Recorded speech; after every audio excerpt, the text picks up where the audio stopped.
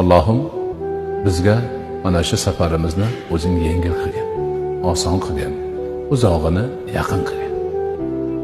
Bu ham eng go'zal so'rash. Safarni oson bo'lishini so'rash. Safar juda mashaqqatli narsa. Alloh oson qilmasa, banda juda qiylanib qoladi.